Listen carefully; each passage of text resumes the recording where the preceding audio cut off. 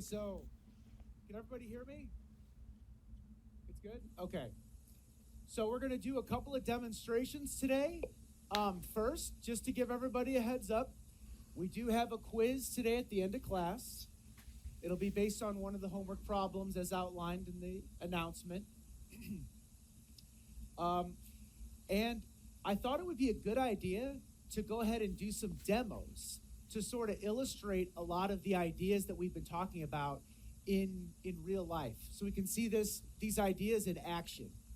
Because Faraday's law, Lenz's law, and magnetic forces, these are all really fascinating things to talk about and read about, but it's much more fascinating to actually see them happen. So what we're going to do is we're going to do a series of demos to start the class off. Um, and I'm not going to give you the answer about what's happening exactly. First, we're going to see the demo, and then I'm going to talk about it a little bit.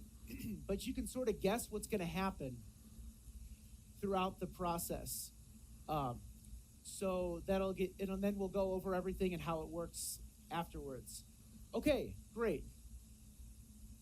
So first of all, I want to give a round of thank you for Severio and Lauren for helping us set these up. And they're going to be helping me do this today because we're going to be using some dangerous chemicals that require some special handling as well. And you'll see that in just an instant. Okay, so I think we're going to do the most basic one first, which is basically we have a magnet here, and it's suspended between a coil of wire here, connected to a battery. And what we can see is that when we produce a change in the magnet's position, you can see that we produce a light here. Okay? So this is an example of Faraday's induction. We have a changing magnetic field producing this current and giving us this light when I shake the magnet. This one's really pretty fun to see for yourself, so I'll leave this one down here. Some of these other ones we can't play around with too much after the demo, but this one we can, so it's pretty cool. You can see that there. Okay, onwards to the next. So here we've got an interesting setup. Now you can't exactly see this because it's suspended. Can I move this around just a bit? Okay. So what we have here is we have a coil of wire, okay? And it's connected to it's a complete circuit. It's connected to a light bulb, but there's no power source. There's no battery connecting to it, so clearly it's not lighting. But we learned something about a changing B field and how a changing B field is essentially can be equivalent to a voltage source like a battery. Because if we have a change in magnetic flux through a surface, that induces an electromotive force, an EMF, which has the same units as voltage. So let's see what happens when we get this thing rotating. We're going to actually rotate it through this magnetic field. It's a very strong magnet right here, very powerful magnet. Let's see what happens when we get this thing going. So take it away, Severio. Okay, we have light. So as you can see, when we power this thing on, we get it going through the magnetic field. It has a change in flux. It induces a current that powers the light bulb and lights it up. So there's Faraday's law of induction demonstrated right there. Pretty cool. Okay, so let's see another demonstration that combines Faraday's law with this idea of eddy current and also the idea of magnetic forces and magnetic fields and the forces on charges. So this is our setup here. We've got 3 different rings, and we also have 4 actually. We also have a ring with a light bulb on it. And these are all going to demonstrate different things. First, we have a copper ring, solid copper ring. Then we have then we have an aluminum ring, okay? Solid aluminum ring. And then we have an aluminum ring with a little piece taken out of it. So it's not a full ring. There's a little section missing from this one, okay? And then finally, we have the ring with the light bulb on it. Now, what we're going to do is we're going to make a hypothesis here. We're going to say, what's going to happen when we put these rings inside of here? So let's start with the first one. Go ahead and Silveria, take it away. Show us what happens when we put this aluminum ring and put a current on there. Let's see what happens. All right, 1, 2, 3. There we go. So we have an effect here on the ring. It shoots right up in the air. So there's some kind of force on this thing. It should be a magnetic force because we've got a metal here. So now we've got a copper ring. Now, copper is also a very good conductor. Do you think the copper is going to go higher or lower than the aluminum, given that copper is a better conductor? Higher or lower? What do you think? Okay, we're getting 50-50 here. So let's see what we actually get, because there's a caveat to this one. 1, 2, 3. Okay, lower.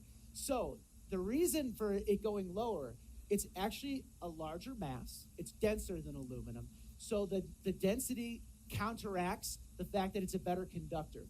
If we could produce two rings that were the same density with the copper conductivity, it would go higher.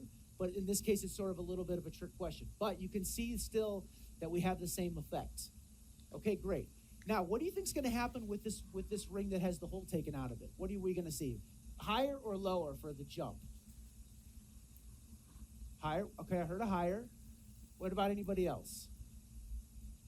Okay, think about it for a second about flux through a surface. What has to be true about the surface and in order for it to work?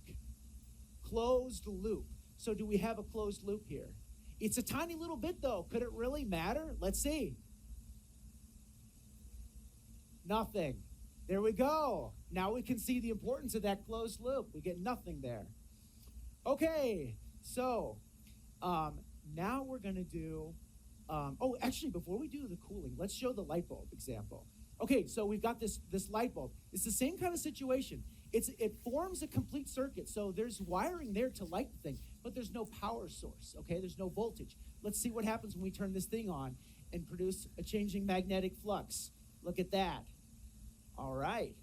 And why is this so constant, this lighting? Why is this flux constantly changing? What about this setup produces that?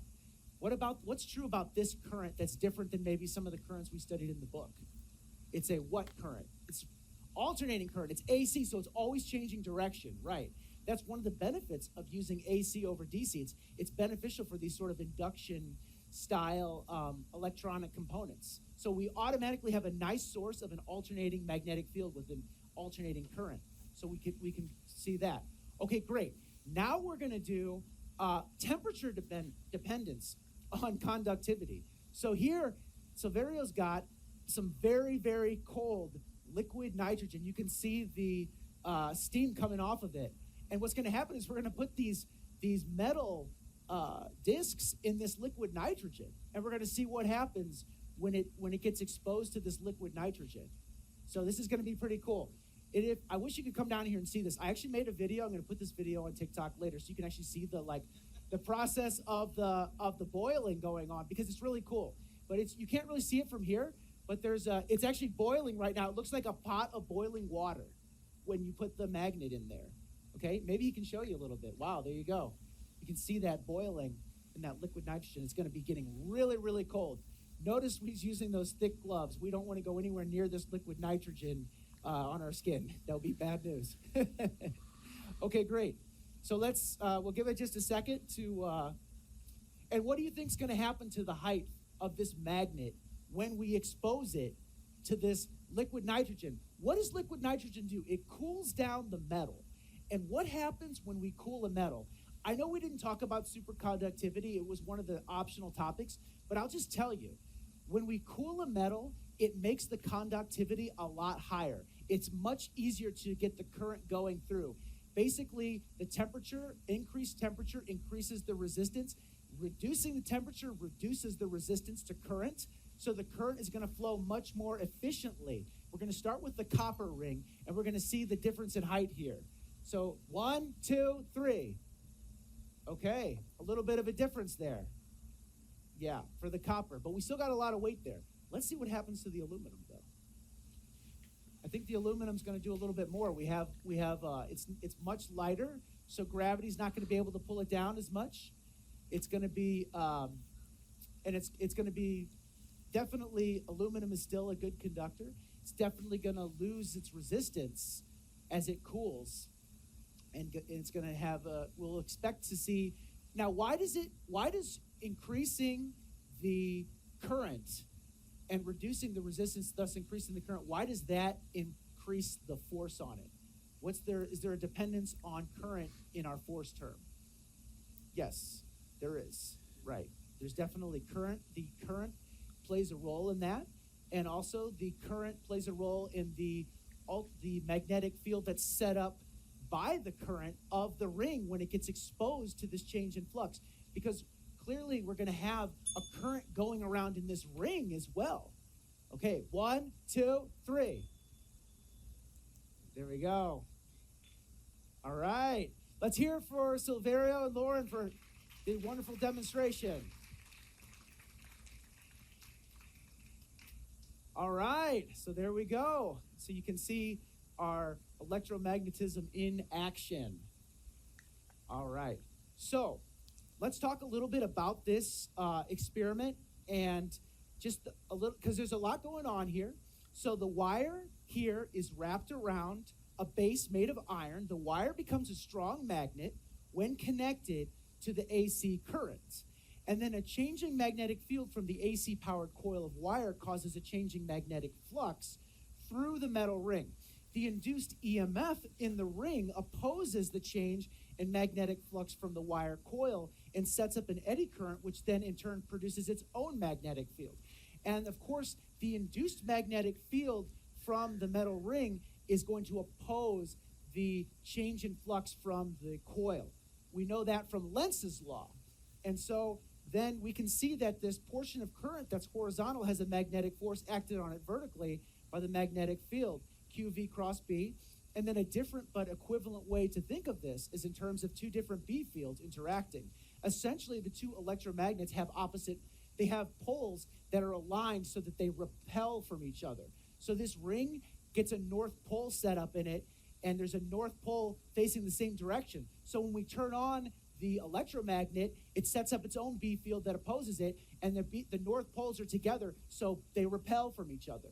So that's a cool way to see this relationship between forces on charges and the magnetic fields that they produce and the direction that it goes. So remember, we were talking about what's this relationship between the B fields that a charge produces and the force that the charge feels from another B field. Well, here we have it. We can see it clearly. It's always going to be the case that the B field set up by the current is going to be such a way that it goes in it, the B field opposes the other B field and produces a force that's going to push the north from the other B field away. So just like the magnetic field of the Earth, essentially in a compass needle, the north is going to be repelled away from the north, and the south is going to be attracted towards it. Same idea here, except in this case, we're dealing with not permanent magnets, but magnets that are set up through a current, electromagnets. But that's always going to hold. So now we can see clearly the connection between those, how magnetic forces relate to currents, how the change in flux of magnetic fields induces its own current in a conductor, and that conductor sets up another B field to oppose that change in flux, and demonstrated right here. So that concludes everything from our previous chapter on magnetism. So now, and also inductance. Now we're going to talk about the actual application of inductance to something called inductors.